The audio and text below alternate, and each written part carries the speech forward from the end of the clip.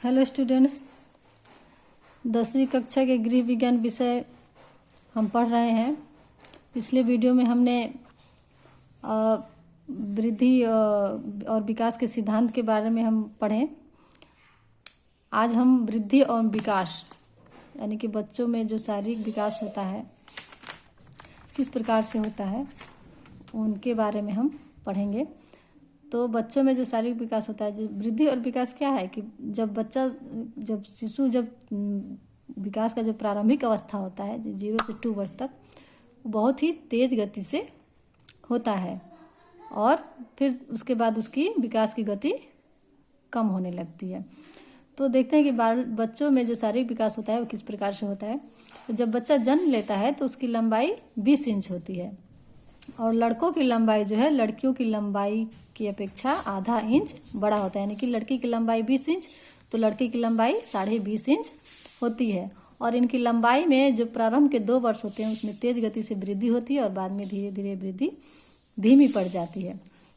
तो ये तालिका दी गई है जिसको पढ़ने के बाद हम पता लग जाएगा कि शिशु की जो लंबाई होती है वो 1 माह 2 माह 3 4 5 ऐसे 12 तक करके कितना होता है, इसको आप देखिएगा किताब में। ठीक है, आगे भी दिया गया है कि द्वितीय वर्ष में लंबाई किस प्रकार से वृद्धि होती है, तृतीय वर्ष में लंबाई किस प्रकार से होती है, ये सारी चीज़ें दी गई हैं, इसे आप देखिएगा। जैसे कि अब अगला है भार या वजन में वृद्धि। तो जन्म के समय शिशु का भार 2.5 किलोग्राम से 3.5 किलोग्राम होता है। ठीक है, और जब बच्चा बढ़ने लगता है तो 1 वर्ष का होते होते अपने जन्म के तिगुना भार हो जाता है उसके शरीर का। जैसे जन्म के समय वो 2.5 किलोग्राम का है तो 1 साल तक होते हुए वो 7.5 किलोग्राम का हो जाएगा। यदि वो 3.5 किलोग्राम है तो वो 11 से 11.5 किलोग्राम का हो सकता है 1 साल का होते होते। तो 5वें महीने तक जो है 5 महीने तक जन्म से लेकर 5 महीने तक बच्चे के भार में वृद्धि तीव्र गति से होती है और उसका भार दोगुना हो जाता है। जन्म के दोगुना हो जाता है 5 महीने में और जन्म के तिगुना हो जाता है 1 साल में। और बालक का भार, जो शरीर का भार जो है उसकी प्रकृति पर भी निर्भर करता है कि उसके शरीर के भार की वृद्धि किस प्रकार से हो रही है। अनुवांशिकता के प्रभाव, जैसे कोई बच्चा मोटा होता है तो उसका भार ज़्यादा होता है। तो बच्चे के भार की वृद्धि जो है उसके शरीर की प्रकृति पर भी निर्भर करती है।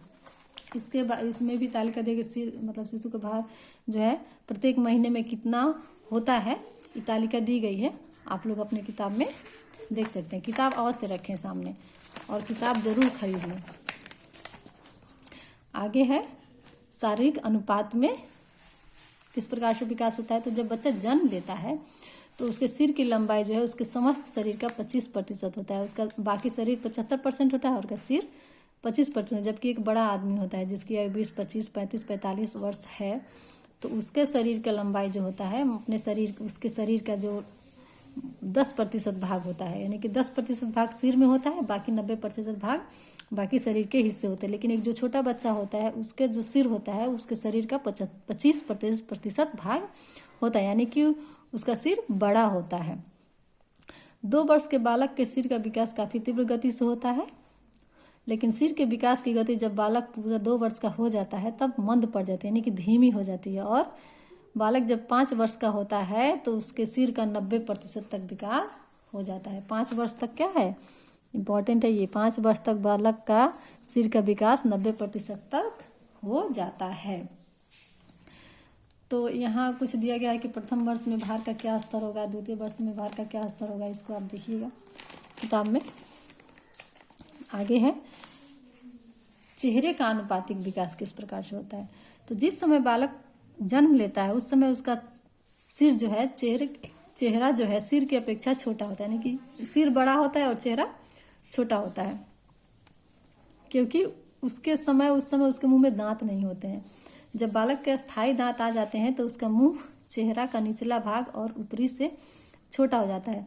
जब बालक के अस्थायी दांत 6 वर्ष की उम्र से आने शुरू होते हैं तो जब अस्थायी दांत आ जाते हैं तो उसका मुंह और जो चेहरा होता है, चेहरे का जो निचला भाग है वो ऊपरी भाग से छोटा हो जाता है, ये जबड़ा जो है छोटा हो जाता है। धड़ का अनुपातिक विकास, यानी कि धड़ या स्कंध एक ही चीज़ है। धड़ का अनुपातिक विकास, तो धड़ का विकास सिर की अपेक्षा धीमी गति से होता है। सिर का विकास थोड़ा तीव्र गति से होता है और धड़ का विकास जो है धीमी गति से होता है।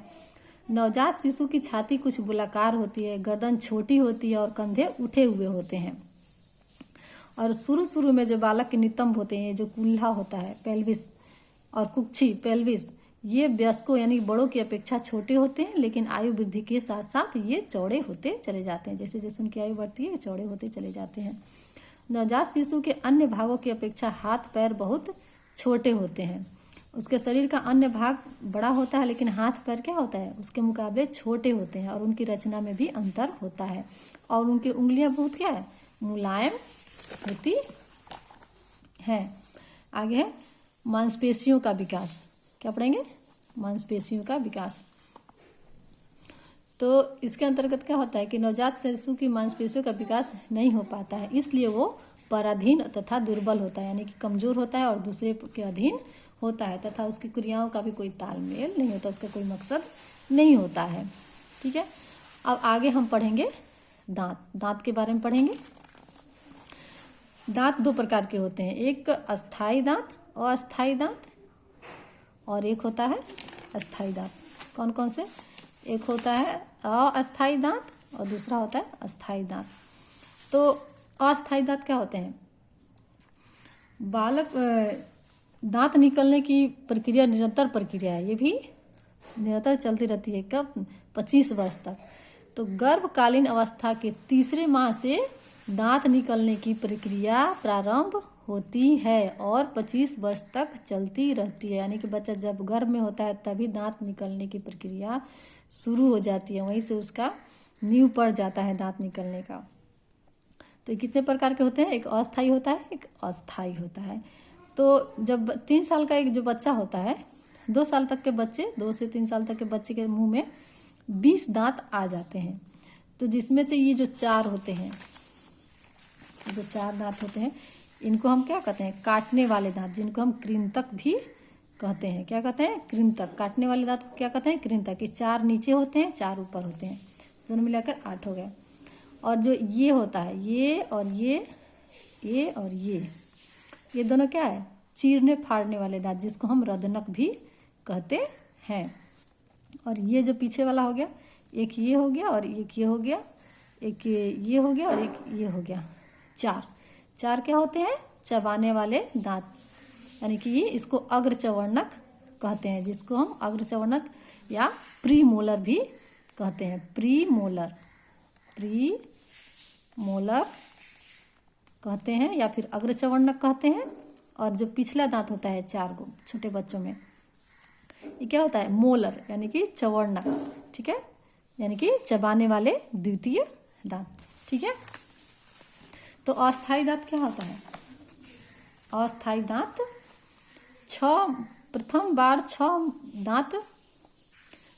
बार दांत जो है 6 माह से 8 माह के मध्य निकल जाते हैं। और उसकी नींव 3 माह, बच्चा 3 महीने का होता है जब गर्भ में, तभी शुरू हो जाता है दांत के निकलने की प्रक्रिया। और जब जन्म ले लेता है तो उसके 6 से 8 माह तक के बीच में दांत निकलने शुरू हो जाते हैं। कभी कभी 5वें माह में भी निकल जाता है, क्योंकि उसका बच्चा जो है बहुत स्वस्थ होता है, इसलिए उसका 5वें महीने में भी दांत निकल, कोई अगर बच्चा बहुत स्वस्थ है तो उसका 5वें महीने में भी 6ठे महीने में भी दांत निकल सकता है, क्योंकि उसमें कैल्शियम की पर्याप्त मात्रा होती है। और दांत के निर्माण में कैल्शियम और फास्फोरस की महत्वपूर्ण भूमिका होती है। इसी प्रकार दांत कभी कभी 11-12 महीने में भी निकलते हैं। इसका प्रमुख कारण क्या है कि बालक बहुत कमजोर है, उसमें कैल्शियम की कमी है। और दांतों का निकालना स्वास्थ्य के कारण भी देरी या फिर जल्दी से हो सकता है। तो स्वास्थ्य का प्रभाव कैल्शियम के अतिरिक्त वंशानुक्रम का, यानी कि आपके जो वंश में है, आपके जो माता पिता हैं, उनका मतलब किस प्रकार से दांत का निकलना हुआ, ये सब चीज़ें प्रभावित करती हैं। तो दांतों का निकलना स्वास्थ्य और कैल्शियम के अतिरिक्त वंशानुक्रम, प्रजाति, यौन यानी कि लड़का है या लड़की, बालक का आहार आदि कारकों पर निर्भर करता है। ये सारे कारक होते हैं दांतों के निकलने के। अस्थाई दांतों की संख्या कितनी होती है, 20 होती है। ये अस्थाई दांतों की अपेक्षा छोटे और कमजोर होते हैं, जल्दी ही टूटते हैं। 6 साल के होते होते सारे दांत टूटने लगते हैं। मतलब 6 साल की उम्र होती है तो उस समय दांत टूटना शुरू हो जाते हैं और अस्थाई दांत निकलना भी शुरू हो जाते हैं। तो अस्थायी दांतों की संख्या कितनी होती है? 20 होती है। ठीक है। और अस्थायी दांत, तो सभी अस्थायी दांत जो होते हैं, सभी अस्थायी दांत निकलने के बाद अस्थायी दांत निकलने प्रारंभ हो जाते हैं और ये दांत 6 वर्ष से निकलने लगते हैं। जैसे आगे का दांत जब टूटता है तो फिर अस्थायी दांत निकल जाता है, फिर बगल वाला टूटता है तो फिर अस्थायी दांत। इस तरह से 6 वर्ष की उम्र में दांत को निकलना और टूटना शुरू हो जाता है।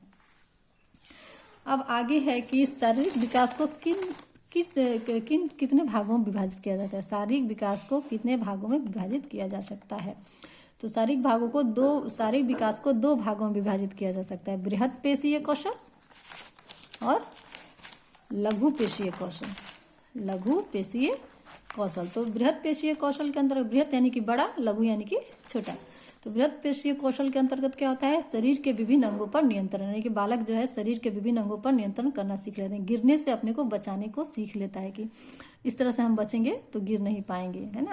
यानी गिरते गिरते अपने आप को संभाल लेता है। तो मतलब क्या कि वो अपने शरीर के विभिन्न अंगों पर नियंत्रण करना सीख गया है। लघु पेशीय कौशल में क्या है कि जब बच्चा अपने अंगूठे और जो ये पहली उंगली होती है इस तरह से किसी वस्तु को उठाना सीख लेता है तो वो क्या कहलाता है? लघु पेशीय कौशल कहलाता है। तो आज के वीडियो में बस इतना ही। आगे हम मानसिक विकास के टॉपिक को पढ़ेंगे। तब तक